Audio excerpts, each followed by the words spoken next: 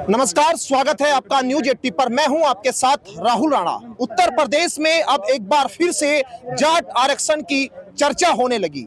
जाटों को आरक्षण जो है अब चाहिए, ये बात अब पश्चिम उत्तर प्रदेश के मुजफ्फरनगर जिले के सिसोली से उठी है। लेकिन क्या जाट आरक्षण की लड़ाई जितने लंबे समय तक, युद्धवीर जी मेरे साथ है बातचीत करने के लिए, और इन्होंने ये लड़ाई लड़ी इतने लंबे समय तक, और वो लड़ाई 14 में कहीं लगता है पीछे छूट गई जब बीजेपी की सरकार आई और ये कहा गया कि कानूनी तरीके से इस आरक्षण को हम लोग जाट समाज को समर्पित करेंगे। लेकिन कहां चूक हुई और एक लंबे समय के बाद एक बड़ी सभा हुई और यहां मांग उठी कि सरकार के सामने ये बात रखी जाए। सरकार ने जो 14 में वादा किया था वो अब 25 तक क्या पूरा होगा? क्या लग रहा है आने वाले दिनों में कैसे ये जो है रूपरेखा बनेगी? मेरे साथ बातचीत करने के लिए युद्धवीर जी है।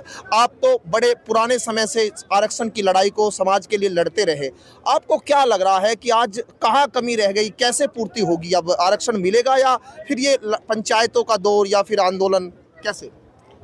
सत्ता में जो लोग बैठे हैं वो राजनीति कर रहे हैं। जाटों का आरक्षण कोर्ट से रिजेक्ट होना और जाटों को आरक्षण ना देना प्रधानमंत्री और गृह मंत्री के वायदे के बावजूद उसको पूरी तरह इग्नोर करना, और राजस्थान में आरक्षण के मूवमेंट को जिस तरह, हरियाणा में आरक्षण के मूवमेंट को जिस तरह से कुचलने का प्रयास हुआ था, हिंदुस्तान के किसी आंदोलन में ऐसा नहीं हुआ कि एक छोटे से जन आंदोलन को कंट्रोल करने के लिए आर्मी लगाई गई है। रोहतक में आर्मी लगी थी। 16 बच्चों को जो गोली मारी गई थी वो छाती में मारी थी। पैरों में तो गोली मारती है पुलिस मॉब को कंट्रोल करने के लिए, छाती में गोली मतलब इंटेंशनली किलिंग था।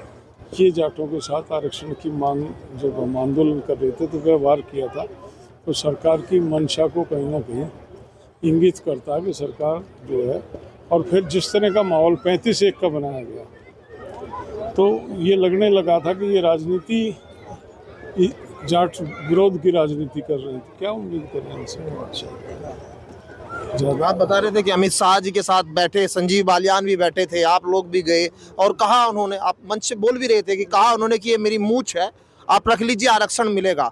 लेकिन क्या सरकार अनदेखी कर रही है, जानबूझकर भूल गई है? क्या लग रहा है, सरकार जाटों से नाराज हो गई क्या? नाराज नहीं है। जाटों की वोट के का इशू था, 17 में चुनाव था, तो कह दिया अमित शाह ने कि नेता का, और शादी के गीत और नेता की बात में कोई अंतर नहीं होता।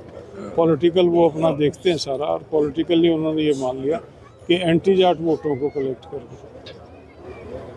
जाट जो है वो हमेशा सत्ता के खिलाफ रहता, लड़ाका कौम है। जो सत्ता में रहेगा उसके साथ ग्रीवेंसेस रहेंगे, और जातियाँ आती नहीं है, जाट जाता नहीं करते।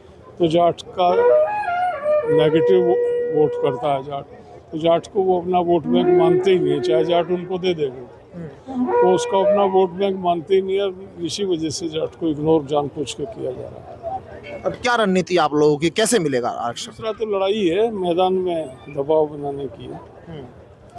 तो एकदम से हम कोई ऐलान कर दें युद्ध का, जंग का, वो तो बनता नहीं। पहले तो वातावरण तैयार किया जाता है, वातावरण तैयार करके समय देखा जाता है। तो हम उस पर नज़र गड़ाए हुए हैं, वो उसको समय को फॉलो कर रहे हैं।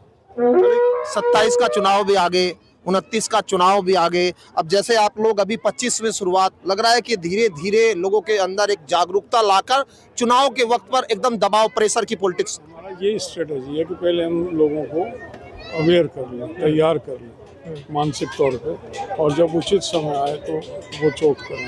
तो ये जो पंचायतों का दौर है अब क्या चलता रहेगा? निरंतर चलेगा, हर महीने कहीं ना कहीं पंचायत करेंगे। पहले यूपी में करेंगे, हरियाणा में, और जो जिन प्रांतों में नहीं, हरियाणा जैसे अभी नहीं है। चौधरी अजीत सिंह ने भी लंबी लड़ाई लड़ी आप लोगों के बाद, का बहुत बड़ा बराबरी पेश है। लेकिन जयंत चौधरी अब उन्हीं की सरकार में, आप लोग जाएंगे जयंत चौधरी के पास ये मांग लेकर कि भाई आपके पिताजी साथ थे तो आप भी आइए, या उनका स्टैंड क्लियर कराएंगे आप? करेंगे, उनसे बात करेंगे। अभी वो गए हैं, थोड़ा सा उनको उस घर में एडजस्ट हो जाना है। हाँ। आज क्यों नहीं बुलाया? नहीं बुलाया होगा निश्चित तौर पे, आयोजक मैं नहीं था। हाँ। मैं भी निमंत्रित हूँ, यहाँ मेरा प्रोग्राम नहीं है ये, तो इन लोगों का प्रोग्राम था, और ना बुलाने का मतलब ही नहीं होता। क्या कारण रहे वो जैन जी से मिलेंगे तो बात करेंगे, कोई कारण है तो दूर करेंगे, आगे सहयोग लेंगे। ये भी कहा जा रहा है कि एक तरह से जो ये लड़ाई है आरक्षण की, ये एक आने वाले चुनाव में जयंत चौधरी पर भी एक दबाव बढ़ेगा, क्योंकि वो बीजेपी के साथ है। अब ये लड़ाई संजीव बालियान, क्योंकि जाट नेता एक पश्चिम उत्तर प्रदेश के अच्छे खासे, अब जो लेकिन वो पद पर नहीं है, वो ये भी कह सकते हैं कि भाई जितनी मुझ में ताकत क्षमता है मैं जाऊंगा, लेकिन जयंत चौधरी पर ये दबाव बनेगा क्योंकि वो केंद्र में मंत्री है। आप लोग मान रहे हैं कि ये दबाव ज़्यादा जयंत चौधरी पर होना चाहिए? नहीं, जयंत चौधरी कितनी मदद करेंगे वो तो खैर समय बताएगा। जयंत चौधरी में और चौधरी अजीत सिंह में दिन रात का अंतर है। चौधरी अजीत सिंह का जो कद था वो एक बड़े देश के बड़े नेता का था। चौधरी अजीत सिंह 55 MP के साथ उस 89 में पार्लियामेंट में गए थे, अपने 55 MP थे। अच्छा, मुझे कोई बता रहा था कि जब चौधरी अजीत सिंह आरक्षण के बाद उनके पास ऑफर आया था बीजेपी में जाने का, लेकिन वो थोड़ा सा चाह रहे थे कि चलिए अगर बात बन जाए, लेकिन जयंत चौधरी उस वक्त कह गए थे कि मरना मंजूर, लेकिन भाजपा के साथ जाना नहीं। उन्होंने ये भी कहा मैं चवन्नी नहीं पलट जाऊंगा, अब बीजेपी के साथ है। मतलब वही आप कह रहे हैं कि जमीन आसमान का फर्क है, उस वक्त नहीं जाना था, अब जाना था, अब लड़ाई की जरूरत, जाटों को आरक्षण की भी जरूरत है। देखिए, छोटी पार्टी एडजस्टमेंट तो करती है। चौधरी अजीत सिंह ने कांग्रेस से भी की और बीजेपी से भी की। बीजेपी में भी चौधरी अजीत सिंह कृषि मंत्री थे और उसके बाद उड्डयन मंत्री कांग्रेस की सरकार में भी थे।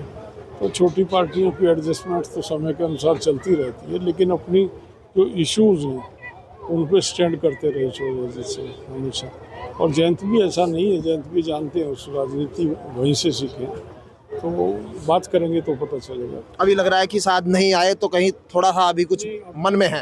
ये बेसिक हमें नहीं था, हमें हमारे संज्ञान में ही नहीं था, जैन जी नहीं आ रहे हैं और बात करेंगे। क्योंकि नज़र तो थी लोगों की कि भाई छोटे चौधरी आएंगे। निश्चित तौर पे होता है, जब कोई आयोजन हो इस तरह का समाज का, तो लोगों की अपेक्षा रहती है कि चौचरण सिंह के परिवार की नुमाइंदगी आज वो कर रहे हैं, तो अपेक्षा की जाती है वो आएंगे। क्यों नहीं आए, ये मैं अपने सतर पे बात करूँ। शुक्रिया बातचीत करने के लिए। और युद्धवीर जी साफ तौर पर कह रहे हैं कि यहाँ अभी ये शुरुआत है, जब चुनाव आएगा कितना दबाव बनेगा, कितना प्रेशर बनेगा, ये आने वाले दिनों में तय होगा। लेकिन जयंत चौधरी जब यहाँ नहीं आए जाट आरक्षण को लेकर, तो ये चर्चा लोगों के बीच रही और अब जयंत चौधरी से भी एक कमेटी मिलेगी, मुलाकात करेगी, जाट आरक्षण को लेकर उनका स्टैंड जानने की कोशिश होगी। मेरे सहयोगी गौरव चौटाला के साथ मैं राहुल राणा, न्यूज़ 18 मुजफ्फरनगर सिसोली।